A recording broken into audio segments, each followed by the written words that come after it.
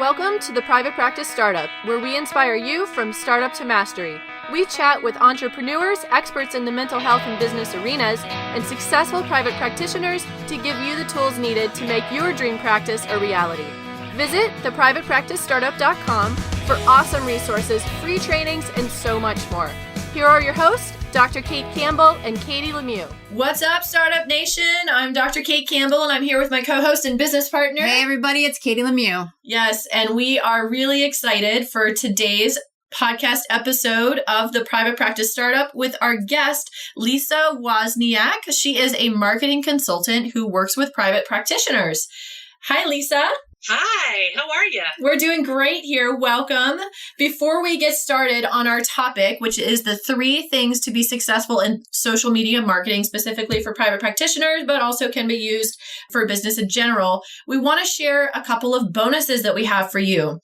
As you know, we are really committed to inspiring you along your private practice journey from startup to mastery. So we have 3 different bonuses. The first one, make sure to join our exclusive Insider Facebook group, the Private Practice Startup.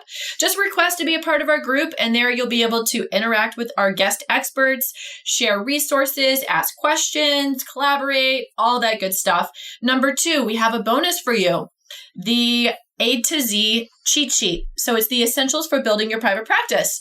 Text the word essentials in all caps to 44222, and you will instantaneously get yourself a copy. Bam, just that easy. Number 3, we are super passionate about being a resource for you. We have learned through the years, through trial and error, to learn the best resources in the private practice world and the ones that we use and love on our own practices as well. So that's on our resources page at theprivatepracticestartup.com. So make sure you check that out. And Katie, why don't you talk a little bit about Lisa and share her bio and fun facts? Fantastic. So I actually found Lisa, surprise, surprise, on the internet in social media. I think we connected through someone's Facebook private practice group. And the cool thing about Lisa is that she specializes in passionate working with mental health professionals. And so not only do we like to bring you guys valuable information, but we really like to work with people. I keep saying really a lot. Wow. Really? Really? Yeah. So we like to find people who specialize and love us mental health professionals. So that's really cool. And we're excited to have her. So let me share a little bit about Lisa. She's a marketing consultant and owner of Woz Marketing, a marketing company dedicated to helping, you guessed it, the private practice owners enroll more clients through online marketing strategies. Lisa's driven by her passion to help mental health professionals overcome varying marketing challenges, and sometimes we have many. Lisa has been in the marketing arena for over 25 years, and she's worked with several big business clients in a corporate setting. She's realigned her niche to focus on us, the mental health professionals and private practice owners, by helping us help implement creative marketing strategies designed to grow our client base in business, and some awards that Lisa has been acknowledged for. So she's been a guest speaker in the Influential Insiders Circle for private practice owners in New York. Oh, that's cool. I want to go there. How did you get to be a part of that? I was connected with the person who heads that group up through a mutual friend, and it's been a great collaboration ever since. So tell us a little bit about what that is. Like, what is it? An event every year? It's a company that focuses on helping private practice owners grow their business through private pay rather than insurance-based. Oh, that would be a perfect fit for us, because that's great, because Kate and I have built our private practices from the ground up, and we are full fee, never took insurance, 6-figure practices. Good for you. That's awesome. So that was fun to read. So some of your other accomplishments and accolades: you were interviewed as part of a CASP study of successful online marketing strategies and consulting by More Clients, More Fun Mentoring Incorporation in Houston, Texas. Neato. And just a few fun facts. Lisa is from the metropolitan Detroit, Michigan area. She lives with her husband, Mark, his mother, and 2 adult children and 2 grandbabies. You have a full house. Yeah, right. You got any animals or no? Just humans? No animals, and the kids and grandbabies don't live with us anymore. It's just me and my husband. Nice. And you guys really enjoy reading canning, and we're talking a little bit about that. Being from a state that experiences winter, it's nice to pop open a can of fresh, well, I guess it's canned food, but it reminds you of summer and spring. Yes. Nice. And you like to bike and have family time. So very cool. So Lisa, tell us a little bit about what led you into the business, the marketing business, as Woz Marketing owner. Absolutely. I've been in marketing most of my adult life and was in the corporate setting for a while and really wanted to make that stretch and go out on my own. And, all of those fun thoughts that go along with it. Am I good enough? Am I going to be able to make it on my own? Will I be able to sustain myself? And after I got through all of the head games associated with that, and did go and start my own business on my own, leaving corporate America, I started to think about what it was that I would focus on as my niche market. And my mother-in-law at the time was starting to go through some really serious clinical depression and was absolutely astounded by the mental health community. It never really occurred to me just how much mental health practitioners give of themselves to help somebody out. And I just absolutely fell in love with that industry. So at that point, it became really easy for me to make the decision on where my niche market would be. So wow. Yeah, That's so great story. Yeah, that's a great story. So it's something that's near and dear to your heart. Absolutely. Very good. So what would you say is the best advice you've ever received that relates to being an entrepreneur? Hands down, I would have to say that the best advice that I ever received is that it's all about the people. And it's all about connecting with the people, whether as a private practice owner connecting with your patients or as an entrepreneur of any form, it really is about connecting with other people, whether you get something out of that or not. It's all about helping other people go on to achieve all that they were meant to achieve, and again, whether you get anything out of it or not. And when you do that, when you put other people first and you genuinely try and make a difference in someone else's world, that comes back to you 10 times over. And I think that was my biggest aha moment when I realized that. And so many times therapists think that marketing is terrifying or it's a dirty word or they don't want to go there, but that's really what it is. It's all about connecting with people and building relationships and being able to reach them, and have this connection. So I'm really excited to hear what you want to share with our audience today with your tips on marketing. Yeah, oh, absolutely. So let's jump into them. So the title of your podcast is 3 Things to be Successful in Social Media Marketing. So why don't we just jump into tip number 1? So we had talked about why you need to do social media marketing. So why do therapists need to do social media marketing? Well, I think that is, Kate actually just nailed it right on the head. If you're a private practice owner and your goal and your passion is to help people to get over their stuck points and to help them go on to live a bigger and better life, you have to find a way of reaching as many people as you possibly can, because that's your mission, that's your goal, that's your passion in life, right?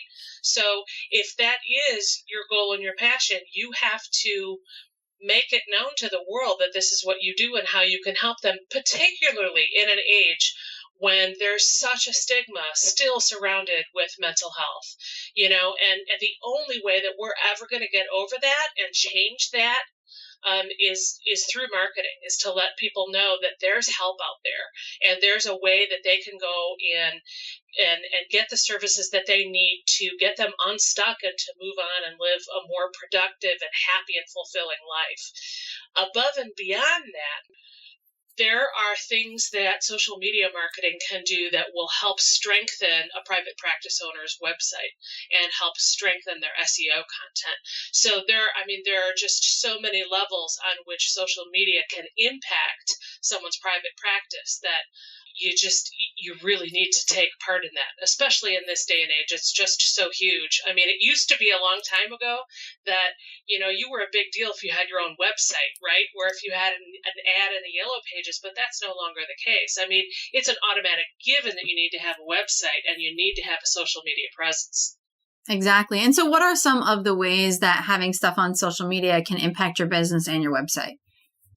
Some of the ways that will impact your website is through using your URL in a social media post. The more opportunities that you have to promote your website through social media and drive traffic back to your website, particularly if you have the ability to have people schedule an appointment or have a phone number to reach you or whatever, the more that's going to impact the strength of your website.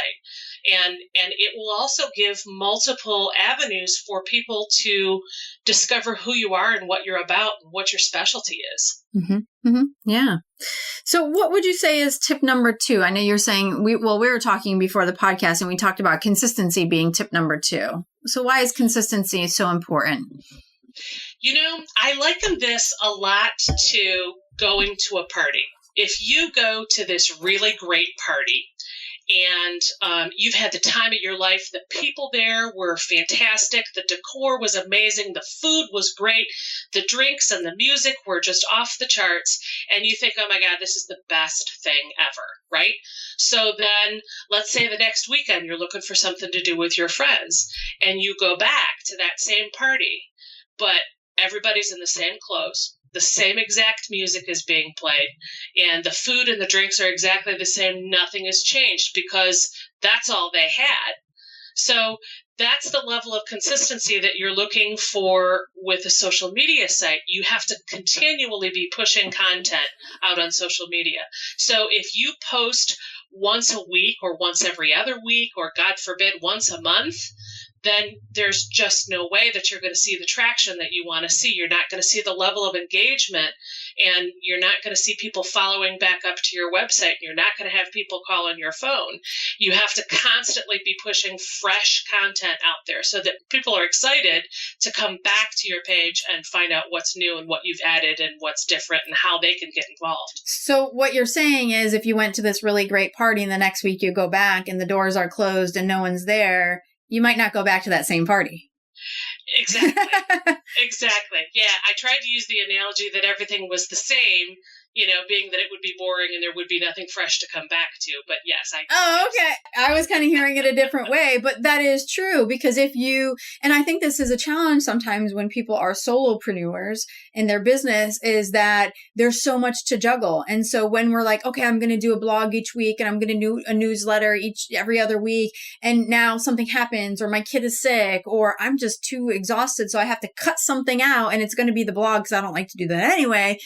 The consistency lacks, right? And it's really important. And so then your audience will be like, oh, well, I guess, maybe this store is closed, or maybe they're no longer having this fun party or dance here. So, oh, well, I guess that's it. And that's where it's important to really tap into your resources, because you can't do everything all the time. You can't be everything to everyone. And in the beginning of a business, there, of course, you have to do a lot more while you're building your business and you're having some money to be able to pay other people to help you, but resources like yourself, or, delegating different things to different people. We use Fiverr all the time. It's a great resource. We use Hootsuite to post out our social media blast so that it's one click, not clicking different posts on every single social media outlet that we have. But I did want to ask you about something that you were saying a minute ago about engaging your audience on social media. What are some of the most effective ways that you've found to create social media engagement? That's an excellent question. And I think that the biggest tip, and then we'll break it down into smaller, more detailed tips. The biggest tip that I would let people know about is social media should really be an extension of who you are. It should really encompass your personality, your values, the strength of your integrity. So when you're not afraid to put a little bit of yourself out there and let people know what's going on in your office, like pictures of your therapy dog or pictures of rooms in your office, those are ways that people then begin to start to feel engaged. If you stop and think about what it's like for a patient going into therapy for the first time, it's pretty terrifying. Mm-hmm. Nobody wants to admit that they need to take that first step to get help. And if they can go on social media or your website and start to see pictures of a therapy dog, or a picture of you as the practitioner, or different rooms in that house, or different pictures of the people who answer the phone, or different things that are going on in your life, they start to feel more engaged and they start to feel more a part of that process. So it makes it a little bit easier for them to pick up that phone and make that call for the first time. It's not quite so intimidating. Above and beyond that, a way to engage people on social media is to ask open-ended questions. it's great to follow, statements about things that are going on. But I always tell folks to follow the 80-20 rule in social media marketing. And 80% of your content should be entertaining and informative. And then the other 20% would be promotional. And when folks finally get the idea, it's funny, when folks finally get the idea to go on social media and do social media marketing, one of the first mistakes that I often see them make is they're promoting their business or their practice all the time. Just, give my office a call and call me and I can help you with this. And you know what? I want to use the cocktail party analogy again, maybe because it's Friday at 5 o'clock. Yeah, I know, that's right? funny because we just did a branding webinar. I was just going to bring that up. We just did a branding webinar this week, which was awesome and is available for download on our store for you guys. We'll put that at the end of the link. But our branding expert, she was really amazing. She says, imagine that your brand walks into a cocktail party. What would people say? Right. And I just thought that was such a cool, unique way to really capture the essence of what you want your brand to be. So cocktails for everyone. Who knows if you're driving to happy hour or maybe, I don't know, it's a Monday morning and you're thinking about happy hour, whatever. So go ahead with the cocktail party. So with regard to the 80-20 rule, 80% being entertaining and informative and the other 20% being promotional, it's a lot like if you've ever been at a cocktail party or any kind of party where you go up and you start talking to somebody and all they want to do is shove their business down your throat. Oh, it's the worst. Oh my God, you're looking for the exit sign. Yes. 2 or 3 minutes, right? You mean you're doing like the step back and they keep moving forward? I do the backdoor shuffle when that happens. So the same is really true on social media, though. If you're constantly pushing your content out and it's all promotional about your business in hopes of getting people to call you and contact you, it's going to have the exact same effect to your readers. They're going to kind of do that take a step back thing and I don't think I'm interested, and they'll stop coming around to visit, and it ends up having an adverse effect. So if you engage people with informative information about your specialty. So, for example, if you specialize in panic and anxiety disorder and you provide some useful information about that on your social media, as well as fun tips about your office and about you and about the people that work there, that's going to go a lot longer way in keeping people engaged in who you are and what you do than if you're constantly promoting yourself 24/7. All right. So Lisa, I know you wanted to share, break some of this stuff down and other steps. So what do you have for us? With regard to social media? Yeah, we were kind of going over the big ones. So the first one was why you need to do social media marketing. The second one was consistency.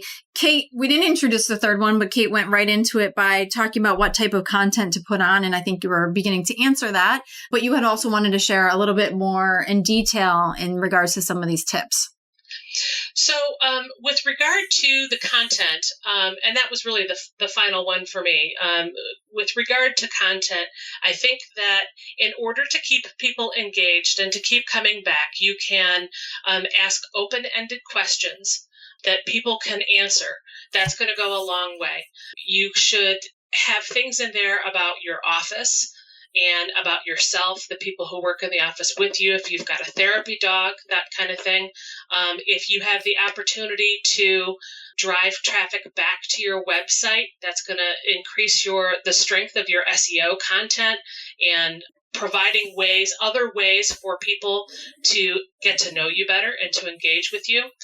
Folks are often looking for that. It used to be that when somebody needed a therapist, they would strictly go to the Yellow Pages and they would find somebody. But 9 times out of 10 now, when somebody needs a therapist or a business or anything else for that matter, they're going to check you out on social media and on your website before they even pick up the phone.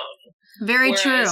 Very true. And I can't tell you how many clients will say either, if they've actually researched me, oh, I saw that you did this and you did that. And, oh, I liked because you had so many Google reviews, or, oh, I saw what you posted on social media. I like what you said. So even if people aren't saying it, they're looking for it. Right. By the time they pick up the phone and call you, they know more about you than you would think that they would know about you. Very true. They've done their research. So that's why it's so important. Just going back to the very first question, that's why it's so incredibly important for private practice owners to engage in marketing, because people are going to go out there and they're going to do this research, whether you're prepared for it or not.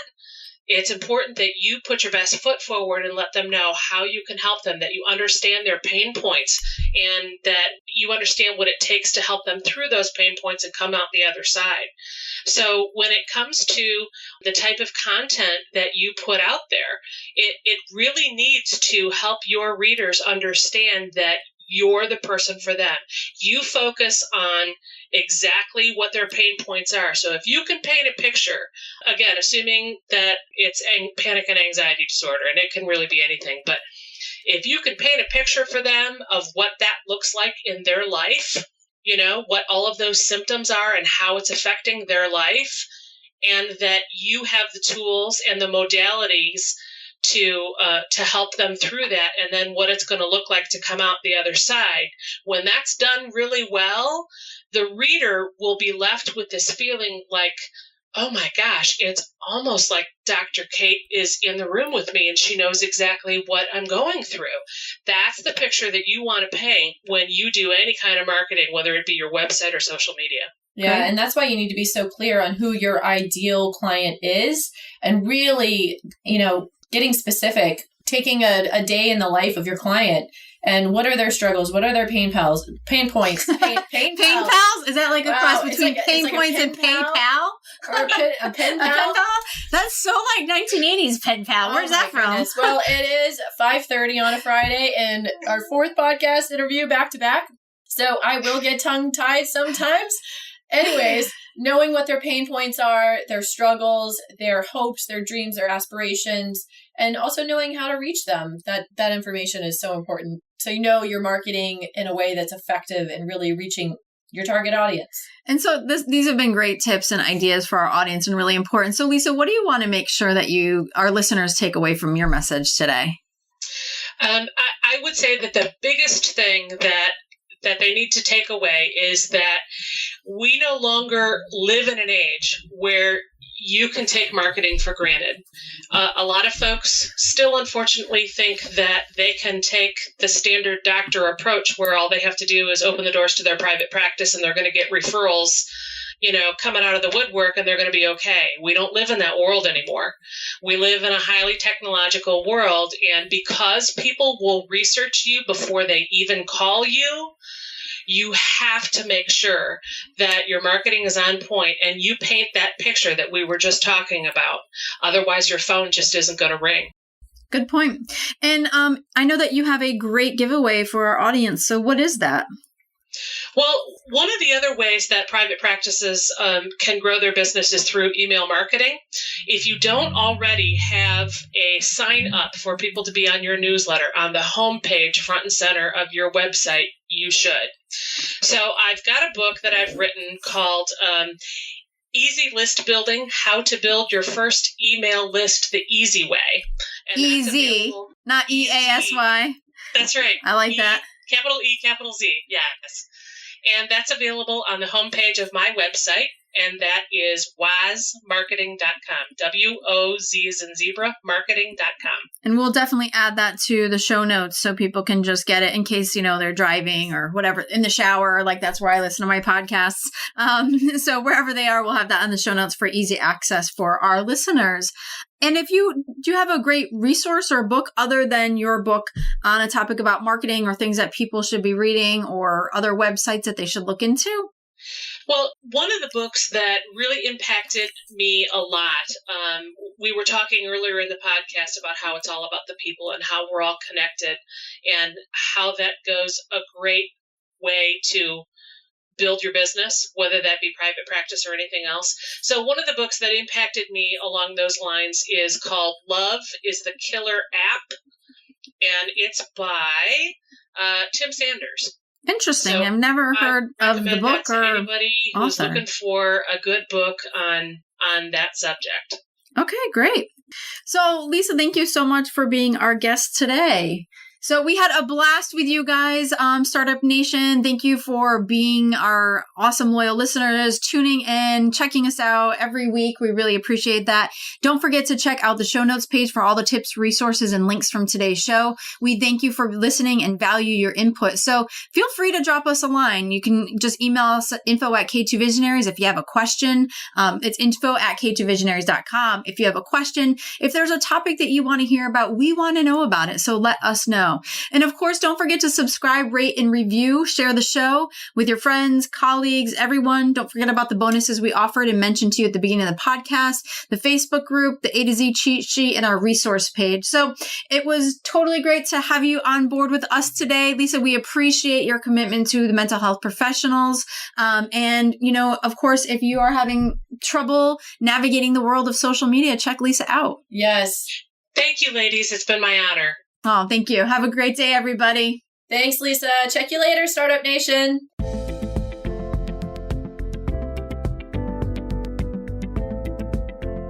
Thanks for joining us on The Private Practice Startup. Visit theprivatepracticestartup.com for awesome resources, free trainings, attorney-approved private practice paperwork, and so much more.